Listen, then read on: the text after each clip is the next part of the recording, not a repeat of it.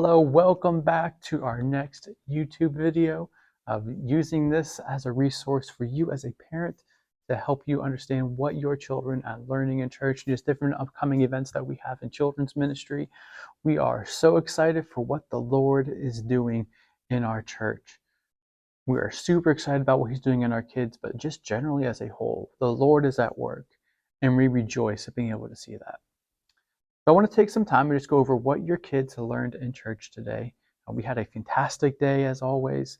We were in Acts chapter 2. So last week we were in Galatians 5. And before that we were in Acts chapter 2, the first half of it.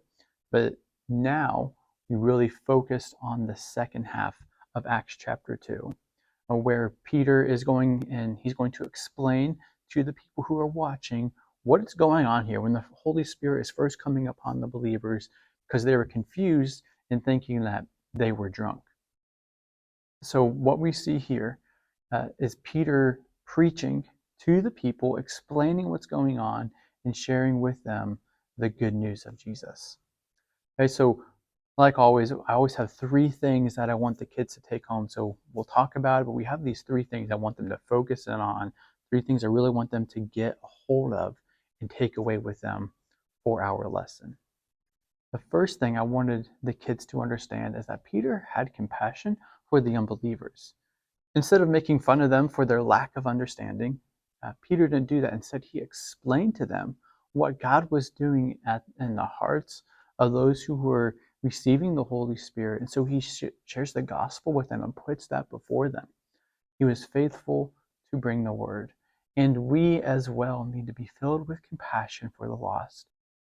Second thing is that Peter was not afraid to speak the truth.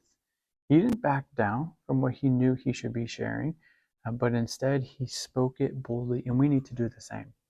In the words that we say and taking advantage of opportunities that God gives us to share the gospel with others, or just being bold in our witness by ways of by how we act. We can set a good, godly example for other people by the way we act, no matter where we go.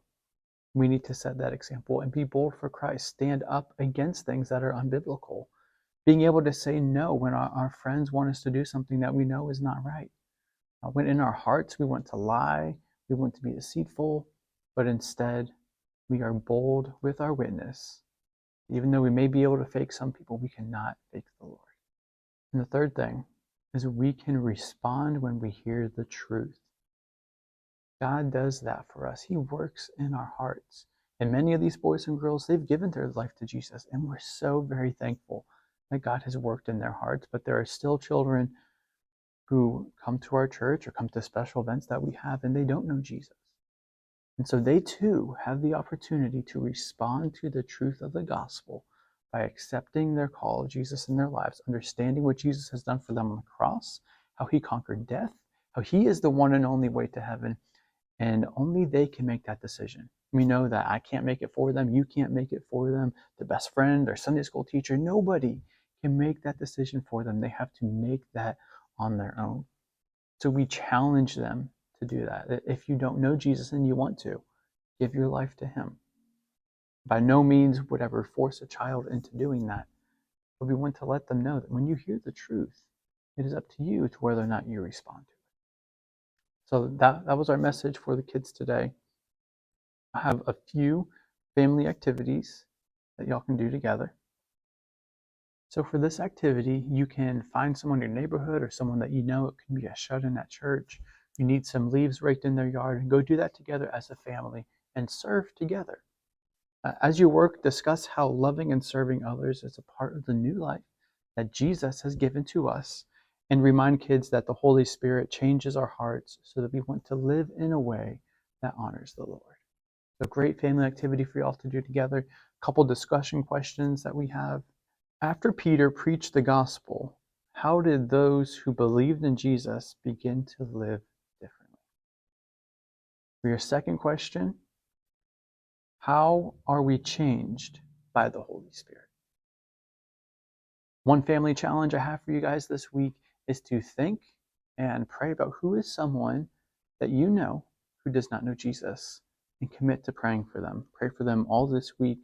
Ask God to change their heart and change their life, and just make that something that we daily are doing, is bringing up people to the Lord who don't know Jesus, that they may be won for him.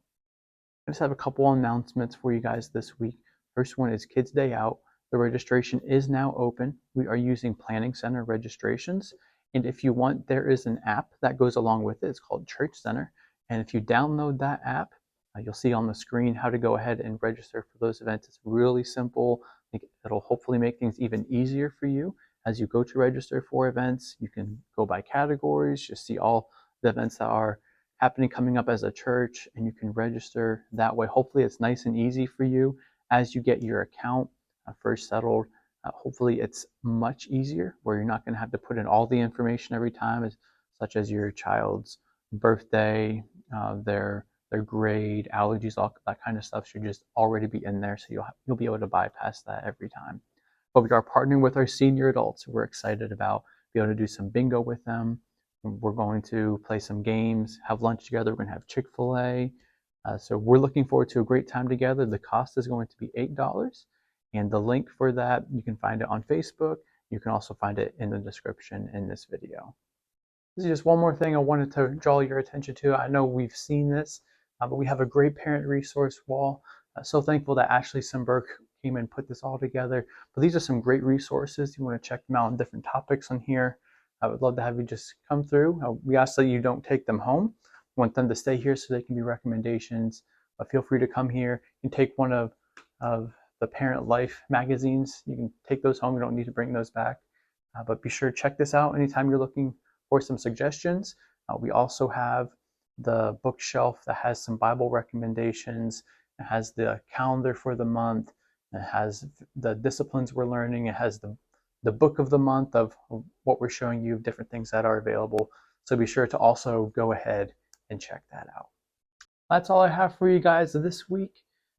As always, if there's anything I can do for you, please reach out.